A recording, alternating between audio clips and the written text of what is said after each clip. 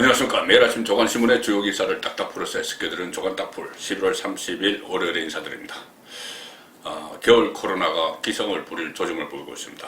어제 정부가 그 사회적 거리두기 이 조정 방안을 발표를 했죠. 일단 거리두기 수도권이 지금 2단계 시행 중인데 2단계 플러스 알파 다른 여러 가지 또 조치들을 취했습니다. 내일부터 시행이 됩니다. 동아일보 일면 토업을 보시면은 뭐 여러 가지 조치들이 나오고 있습니다. 아파트 내 헬스장은 닫고 호텔 등 연말 행사도 다 금지된다. 지금 사회적 거리두기 2 플러스 알파라고 이렇게 불리고 있습니다. 그리고 각 지방에서도 거리두기 수준을 다 계속 높이고 있죠. 수도권 내일부터 2단계 플러스 알파 시행, 일상 피해 최소화, 핀셋 방역, 비수도권 지역은 1.5단계로 상향, 확진율이 높아지는데 정부 조치 부족하다 이런 지적이 나온다. 정부 조치가 부족하다 지적이 나오는데 정부는 지금 다른데 정신이 팔리는 것 같습니다. 문재인 정권 다른데 정신이 팔려 있습니다. 국민의 생명, 이 재산을 보호해야 될 정부조차 지금 정치 게임에 몰두하고 있습니다. 정치권도 지금 상황이 정도 되면 정쟁을 중지하고 국민 건강 돌보는데 주력을 해야 되는데 전혀 그렇게 하지 않고 있습니다. 국정에 책임이 있는 청와대부터 마치 정치 게임에 여념이 없는 듯한 그런 모습을 보이고 있습니다. 문재인 대통령이 침묵을 하는 것은 곧 동조를 하는 것이죠. 자, 추미애 윤석열 갈등이 이번 주 클라이맥스에 올라갑니다. 오늘 월요일이죠. 행정법원의 심리가 있고 내일 화요일에는 법무부 감찰위원회가 열리고 모레 수요일에는 법무부 검사징계위원회가 열립니다. 일종의 윤석열 주간이 오늘부터 시작이 됐습니다. 조선일보 톱 기사를 보시겠습니다. 복귀냐 해임이냐 윤석열 운명의 한 주. 자, 이런 기사가 일면 톱으로 올라옵니다. 일면 톱으로 올라올 수밖에 없게 만듭니다. 문재인 정권이. 자, 코로나, 방역 이런 문제가 올라야 되는데 워낙 이 정치 게임에 몰두하다 보니 이런 기사가 지금 주요 조간신문의 일면 톱을 장식을 하고 있습니다. 윤석열 직무 배제 집행정지 신청 재판. 자, 이러면 오늘 결정. 이거는 행정법원 결정이죠. 내일 법무부 감찰위원회가 열리는데 추미애 독조의 제동글씨 주목이 되고 모레 법무부 징계위가 또 열리는데 해임 의결에서 문재인의 재가 요청할 것.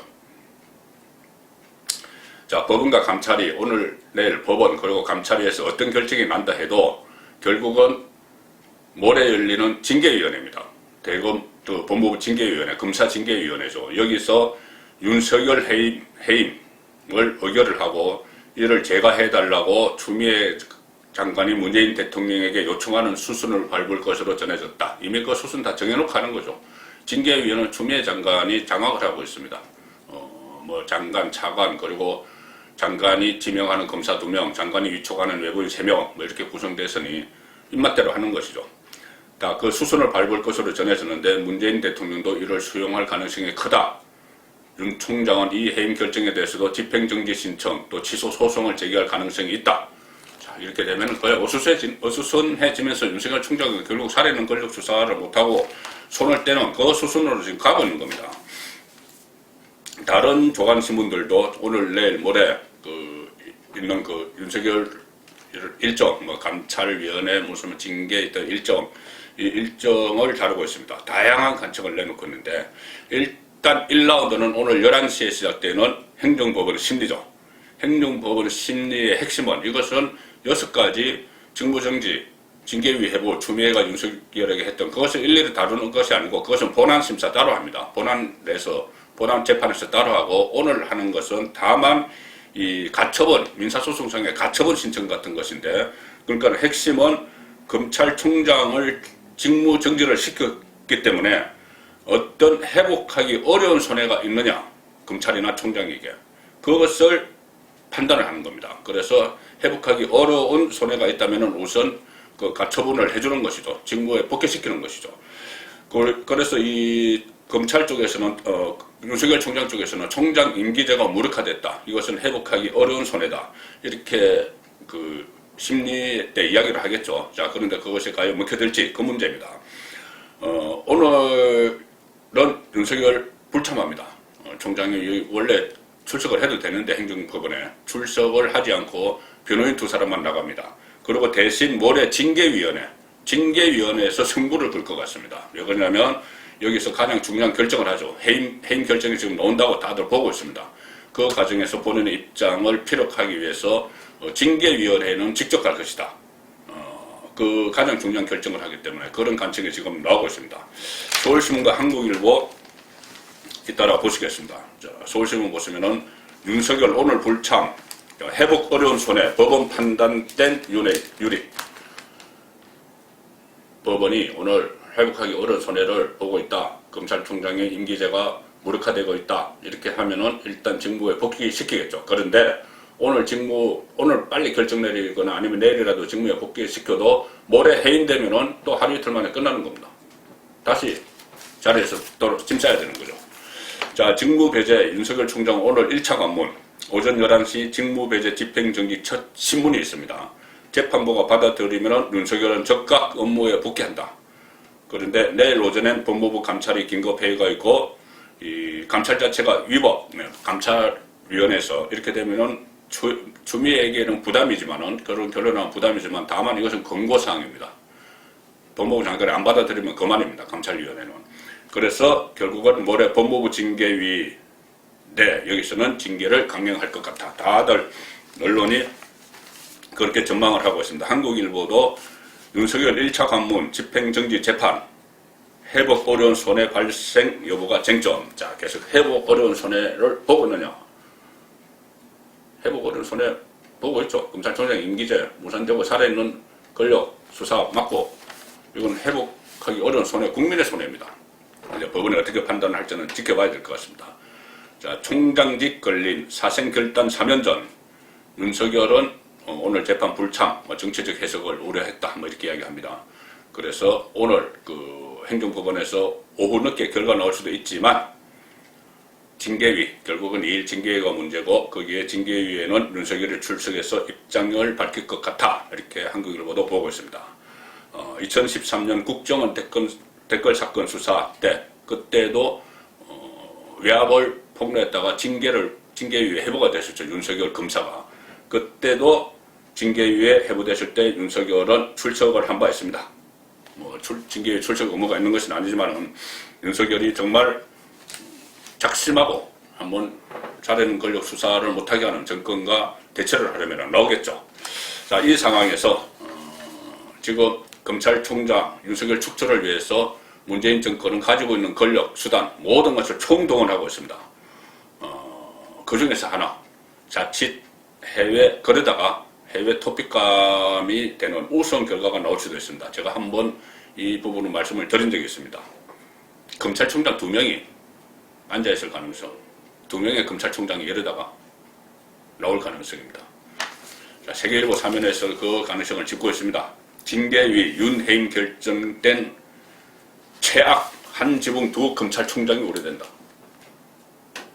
대한민국에 2명의 검찰총장이 탄생을 하는, 앉아있는 이거죠. 내일 모레 징계위에서 윤석열 징계를 하고 그러면 해임을 하고 그러면 윤석열은 물러납니다. 물러나는데 지금 오늘 하는 행정법원 소송이 아니고 본안 소송, 이 집행정지 직무 배제한 것에 대해서 본안 소송을 걸어놨죠. 그 본안 소송에서 윤석열이 이기면은 직무 배제가 없어지고 검찰로 돌아와야죠. 검찰총장으로 돌아옵니다. 그런데 그 결정이 내년 7월 윤석열의 임기 전까지 그 본안 결정이 나면은 윤석열은 복귀를 해야 되는데 이미 징계위에서 해임을 의결을 하고 추미애 장관이 문재인 대통령에게 제청을 하고 그래서 문재인 대통령이 해임을 시키고 새로운 검찰총장을 임명해 놓은 상황, 새로운 검찰총장을 지명을 해 놓은 상황, 그때 인사청문회를 거쳤거나 안 거쳤거나 어쨌든 그 상황에서 검찰총장이 신임 검찰총장이 지명이 되어 있는데 혹은 임명이 되어 있는데 거기서 윤석열의 직무 배제가 잘못됐다 해서 행정법원이 윤석열의 손을 들어주면 다시 검찰총장으로 돌아와야죠.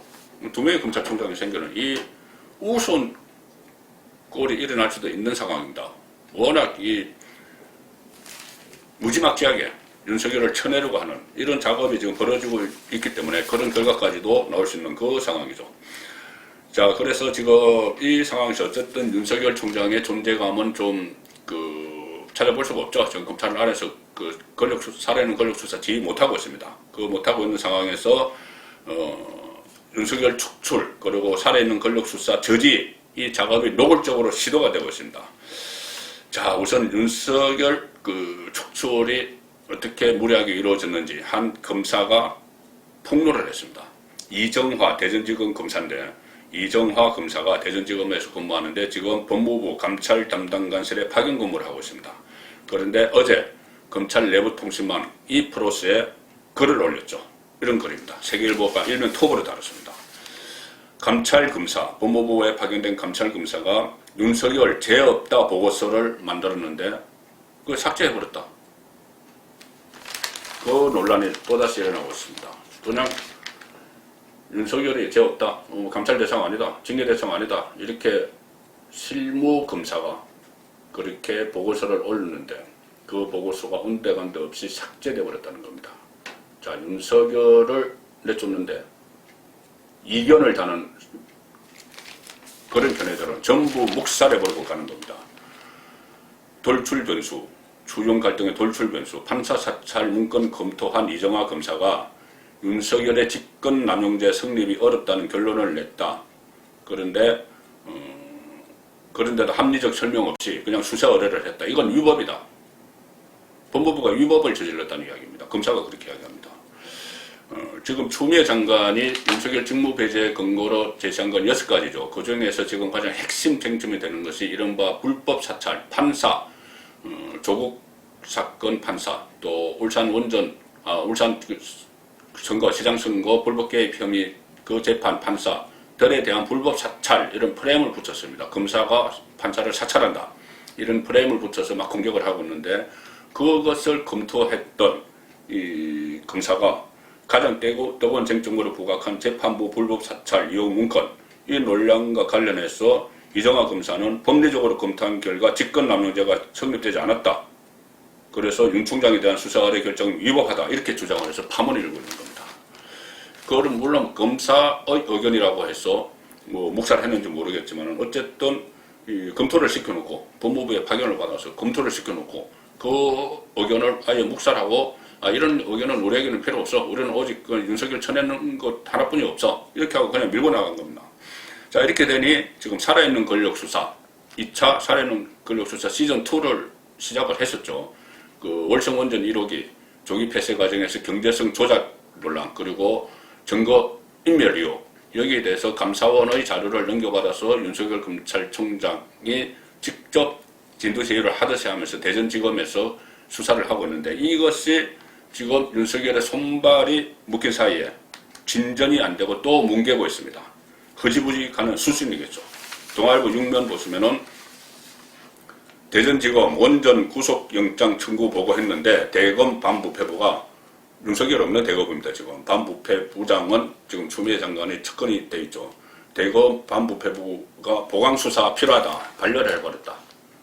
자, 관련자들에 대한 구속영장을 청구를 했는데 묵살하고 있다가 반려를 하고 윤석열 총장이 없는 사이에 자, 흐지부지 뭉개고 있는 그 상황입니다. 대전지검이 윤석열 직무배제 일주일 전에 그 산업부 관계자 증거인멸하고 막 그런 산업부 관계자 영장 의견서를 올렸는데 대검 반부패부에서 이걸로는 안 돼. 수사 기록도 추가로 제출해. 이렇게 이제 시간을 끄는 거죠. 제출하라. 그리고 윤석열 총장에게는 그 대검 반부패 수사부가 바로 총장에게는 며칠 있다가 또 넉장 보고를 합니다. 넉장 보고를 했을 때 윤석열 총장이 보강 수사를 한 후에 영장 청구를 해라. 이렇게 지시를 했는데 좀 이걸 또 뭉개고 있다가 감사 방해로만 구속된 전례가 없다. 이렇게 뭉개고 있다가 결국은 반려를 하는 이런 수순을 밟고 있습니다. 그래서 검찰 안팎에서는 여당이 비판한 후에 원전 수사가 지체되고 있다. 이렇게 분석이 나오고 있습니다. 이 상황에서 과거에 윤석열 축출 시도를 하는 것이 결국은 권력 수사를 저지하기 위한 것이다. 이것이 명백해진 그 일을 지금 보여주는 것이죠.